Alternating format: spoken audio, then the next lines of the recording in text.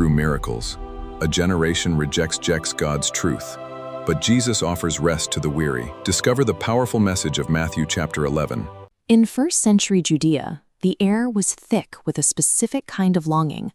Occupied by Rome and bound by complex religious codes, the people waited for a Messiah who would arrive as a literal king to break their chains or a holy enforcer to purge the temple. But the man who announced Jesus is now behind heavy iron bars. John the Baptist sits in a silent cell, struggling to reconcile the Jesus he preached with the Jesus who hasn't yet raised a sword. Jesus identifies this friction. He compares his generation to children in a marketplace, shouting at their friends because the game didn't go their way. They complain that one prophet didn't dance when the flute played, while another didn't weep during the funeral song. This creates a disconnect. The religious elite are buried under the weight of their own systems, while the crowds treat Jesus' miracles like a traveling show, marveling at the spectacle while remaining unchanged by the message.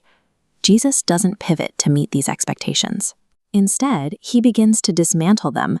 Throughout Matthew 11, he introduces a series of shifts that reorganize the social and spiritual hierarchy his audience took for granted.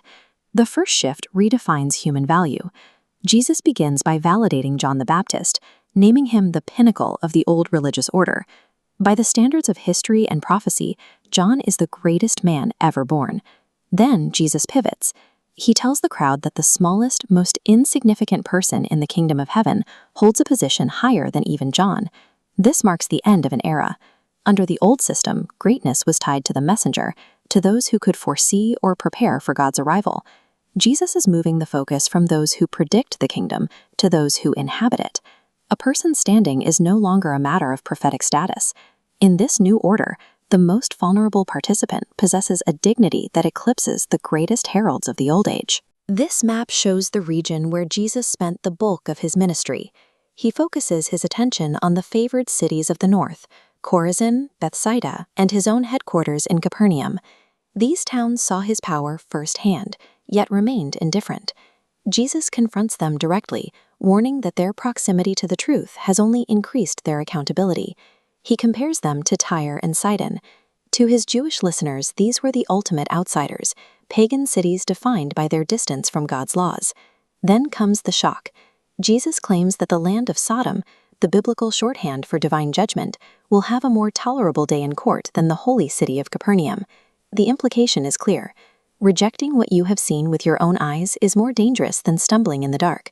Witnessing truth and walking away from it carries a weight that the ignorant will never have to answer for. He effectively strips away their sense of religious safety. Privilege without a change of heart doesn't offer protection. It creates a deeper level of guilt. Jesus then addresses how truth is actually understood. He prays, expressing gratitude that God has hidden these realities from the people who assume they already know everything. He contrasts the wise and prudent, the scholars and experts, with babes, those who are unlearned and entirely dependent on others. The scholars are trapped by their own expertise. Their complex frameworks and intellectual pride act as a veil, preventing them from seeing the simple realities standing in their midst. Understanding this kingdom isn't a trophy for the most intelligent. It is a gift reserved for those who approach God with the humility of a child. For the people listening, religious life was a grueling marathon of performance. Every day was an attempt to keep up with hundreds of regulations that felt like a weight they could never quite carry. Into that exhaustion, Jesus speaks, "Come unto me, all ye that labor and are heavy laden." He uses the image of a yoke, the heavy wooden beam that forced an animal into a life of constant, directed labor. For his audience, this was the perfect symbol for the crushing demands of the law. But Jesus describes his yoke as easy and his burden as light. This isn't because the work is gone, but because he is the one providing the strength. He invites the weary to step into a harness shared with a king. Entering this kingdom relieves the pressure of perfection. The heavy lifting of the law is replaced by a king who shoulders the burden on behalf of the weary. Rest is found by walking away from the world's hierarchies and accepting this quiet, disruptive invitation to depend on him.